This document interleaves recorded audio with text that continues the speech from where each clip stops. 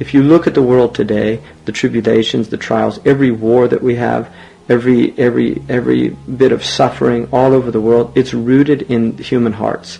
The reason that people aggress against other people is out of diseases of the heart, covetousness, desire, the desire to conquer, the desire to exploit other people, the desire to steal their natural resources. All of these things are from diseases of the heart. A diseased heart cannot do that. Every murderer, every rapist, every idolater, every foul person, every cruel person, every person that shows any act of cruelty, all of this is emanating from diseased hearts. If the hearts were sound, none of these actions would be a reality. And therefore, if we want to change our world, we don't change the world by attempting to rectify the outward. We change the world by rectifying the inward, because the inward precedes the outward. Everything that we see outside of us is in reality coming from the unseen world.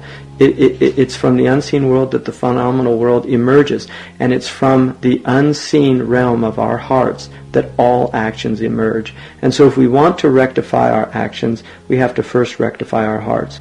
Now, one of the things that the Muslims of the modern world really fail to recognize is that all of the things that are happening to us, all of these terrible things that we're seeing, it seems that we don't want to look at ourselves and ask ourselves, why are these things happening to us? And if we ask that in all sincerity, the answer will come back in no uncertain terms, that this is all from our own selves, that we have brought all of this upon ourselves. And this is the only empowering position that we can take, and this is why this is the Quranic position. Allah subhanahu wa ta'ala says quite clearly that He makes the oppressors, some of them, He puts over others. In other words, Allah subhanahu wa ta'ala says in the Quran that some of the oppressors, we put them over other oppressors because of what their hands were earning. And what that verse is telling us is that, according to Fakhruddin al-Razi, radiallahu anhu, he says that this means that whenever there's oppression in the earth, it's a result of other people's oppression.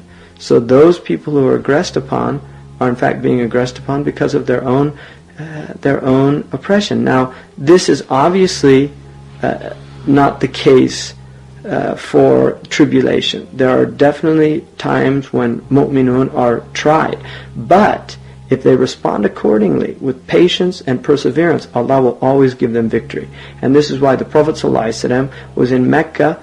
There's no doubt that they were being oppressed, but Allah subhanahu wa ta'ala gave them victory. Within 23 years, the Prophet ﷺ was not only not oppressed, he had conquered the entire Arabian Peninsula. And all of those people were begging mercy from him. Even though they deserved to be recompensed with punishment, the Prophet ﷺ forgave them. And this is the difference between somebody who's purified, whose heart is pure, and somebody whose heart is impure. The impure people oppress, and the pure people not only forgive their oppressors, but they actually conquer them by the power of Allah subhanahu wa ta'ala, and then they elevate them. They actually elevate them to a state. And this is what Muslims have to recognize, that we have to purify ourselves.